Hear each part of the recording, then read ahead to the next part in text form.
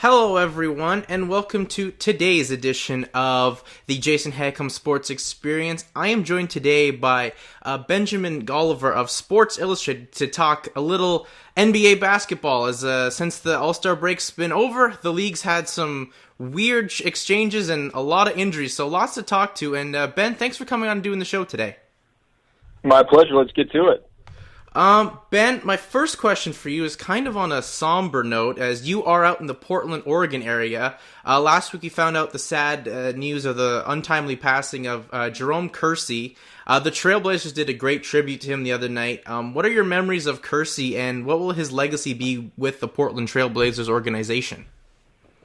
Well, Jerome Kersey is just one of those guys who was sort of a superhero to kids when he was playing. You know, in the early 90s, it wasn't like you could watch every game on local TV. There wasn't NBA League Pass. And I grew up in the Portland area. I'm 31 now. So I was kind of in elementary school with Kersey and that great starting five with Buck Williams and Kevin Duckworth and Clyde Drexler and Terry Porter. And they're going to the finals in 1990 and 1992. So, I mean, those guys were all superheroes to kids in the Portland area. And what really stood out to me about Kersey was I can't remember a ton of what he was doing on the court other than just constant motions and dunking and the chase down blocks and just the physicality. But I also remember, you know, standing in line at our local supermarket called Fred Meyer's, and he'd be doing autograph signings all the time. I think every single person in my elementary school class probably had his autograph because he was just that accessible to the community. And after his playing career, he ended up becoming an ambassador for the team, so that became his official job. And, you know, he just continued his outreach constantly. I mean, I think, you know, in his retirement, he probably led the Blazers in selfies. You know, I mean, he's just walking around the arena taking pictures with fans constantly. You know, he was a presence on the local TV network doing post-game analysis, so you kind of get the former player's perspective. And he's just, you know, known as a really big-hearted, kind, jovial guy. You know, I kind of compare him to, like, Michelangelo from the Teenage Mutant Ninja Turtles, just because of, you know, how his personality was. And he was beloved not only by fans, but by the beat writers of the day. You know, I wrote a big piece today, and I kind of quoted a couple of the beat writers from the early 90s. And one of them said, you know, Jerome was almost like a son to him.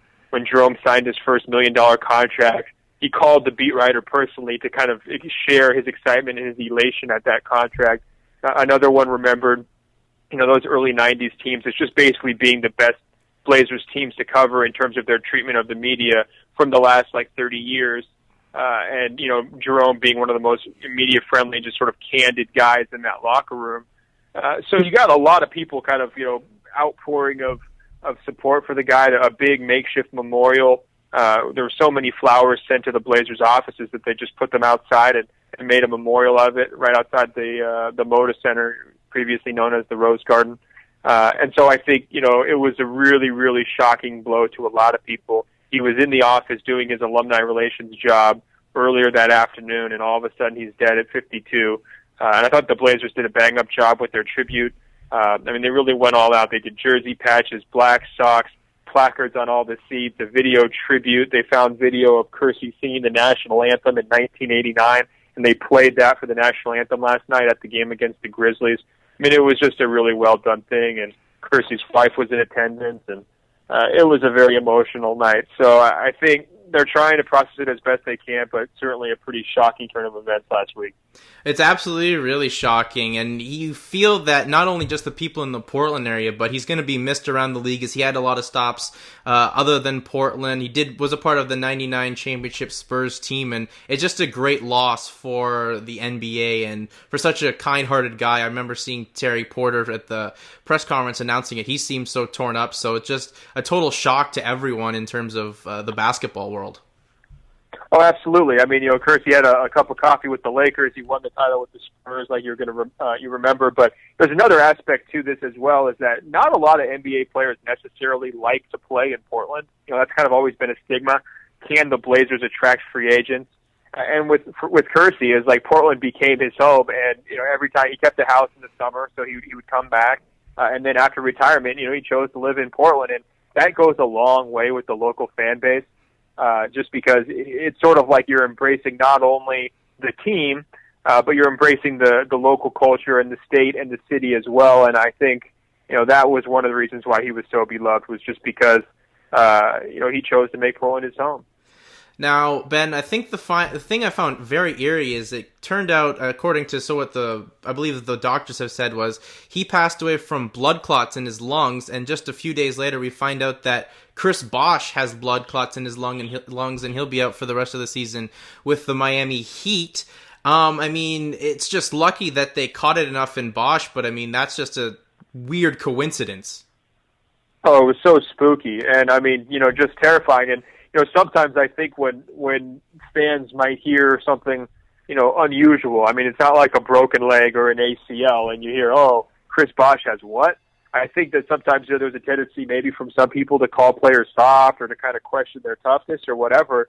And then, what more evidence do you need of the seriousness of that situation than what happened to Jerome Kersey? It's really unfortunate and scary, because it's not, blood clots are not something you really hear about regularly, especially in sports, because people are so active. So it was just a really weird coincidence. I think everybody kind of made that connection. You saw even LeBron James kind of tweet about how scary it was for Bosh. But, I think going forward for the Heat, I mean, you hope that Chris Bosh is okay, obviously, number one. But, boy, is he a central piece of that franchise, and do they need him? Because they've already signed him to a multi-year contract, tons of money.